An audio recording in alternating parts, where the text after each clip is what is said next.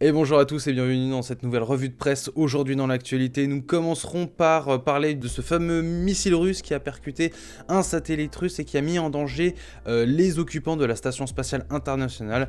Quand, pourquoi, comment, c'est ce qu'on va essayer de répondre dans cet article. Et dans un second temps, Ron King qui nous a fait une jolie sortie surprise quelques jours après l'annonce de la sortie du sorte de géométrie dash avec le Ziggs, dont on n'attendait pas du tout la sortie.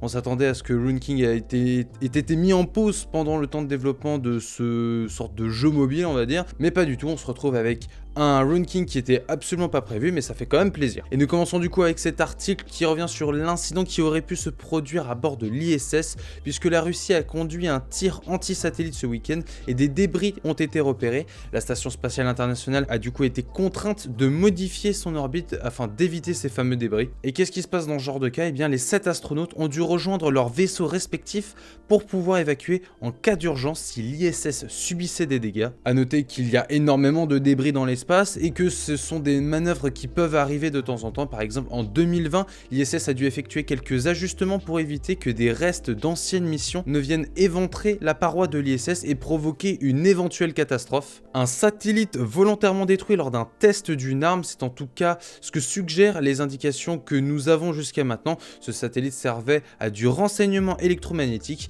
Il a été lancé en 1982 et sa durée de vie a été extrêmement brève, 6 mois. Le satellite était inerte depuis et au moins 1500 débris auraient été produits via cet impact. A noter encore une fois que les essais d'armes anti-satellites sont une source importante de préoccupation pour les agences spatiales et peuvent potentiellement menacer à terme l'usage de l'espace. En effet, ce genre d'événements peuvent créer des nuages incontrôlables de déchets autour de la Terre qui sont très difficiles à prévoir et très difficiles du coup à éviter. Nous enchaînons avec deux petites news qui n'ont absolument rien à voir avec ce que nous avons pu voir jusqu'à maintenant. Halo Infinite surprise, le mode multijoueur free-to-play est disponible dès maintenant avec sa saison 1. Pour les 20 ans de la licence, le multi prend de l'avance et n'attend pas le lancement de la campagne solo pour devenir jouable à tous. Et l'autre sortie surprise, comme je disais, c'est Ron King qui a fait son apparition sans qu'on l'ait deviné, vraiment. Le projet solo d'Airship Syndicate et Riot Forge est disponible dès aujourd'hui sur PS4, Xbox One, Switch et PC. Des versions next-gen suivront plus tard. La sortie de ce jeu, qui était à la base prévue pour 2020, a été décalée à début 2021, mais depuis début 2021, nous n'avions eu aucune nouvelle du projet. Pour autant, les développeurs n'ont pas chômé, bien au contraire. Il sort par surprise aujourd'hui sur PS4, Xbox One, Switch, PC via Steam, l'Epic Game Store et GOG.com au prix de 30 balles. L'édition de collector est d'ores et déjà disponible et les versions next-gen sortiront plus tard.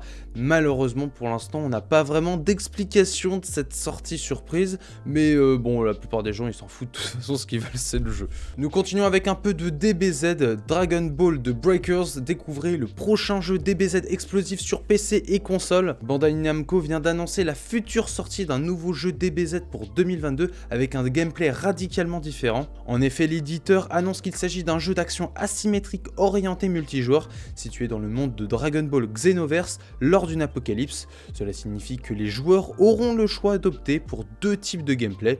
Il sera donc possible de jouer l'un des méchants comme Freezer par exemple, qui doit poursuivre et tenter d'exterminer 7 autres survivants. Mais là où le titre veut se démarquer, c'est que ces survivants n'auront absolument aucun pouvoir et devront fuir l'ennemi.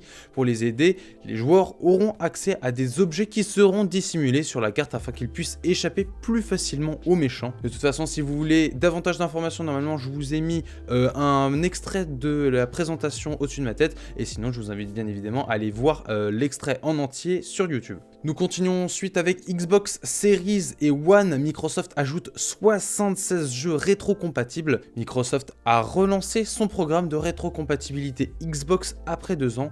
Au total, 76 jeux de la première Xbox et de la Xbox 360 ont été ajoutés au programme et sont jouables sur les Xbox Series X, S et One. Malheureusement, toute bonne chose a une fin et Microsoft a confirmé que ce seront les derniers jeux rétro-compatibles qui seront ajoutés. Et nous terminons ces articles avec, on va dire, un peu d'espoir, j'ai envie de dire. Harry Potter, Chris Columbus veut dévoiler sa version longue au public. Pour les 20 ans du premier film, le réalisateur veut dévoiler son premier montage au public avec 30 minutes de séquences inédites au programme. Mais alors qu'est-ce qu'on va pouvoir trouver dans ces 30 minutes supplémentaires. Parmi les séquences et personnages coupés au montage, Chris Columbus confie que quelques scènes avaient été tournées avec le personnage de Peeves. Pour ceux qui ne sont pas familiers avec ce personnage, avec les ouvrages papier de Rowling, il s'agit d'un esprit frappeur qui hante le château et fait tourner en bourrique le concierge Rusard.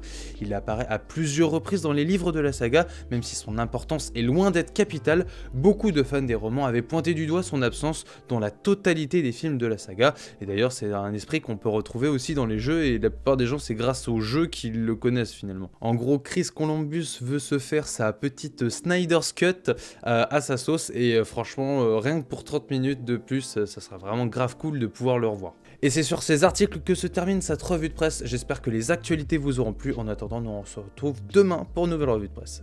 Salut!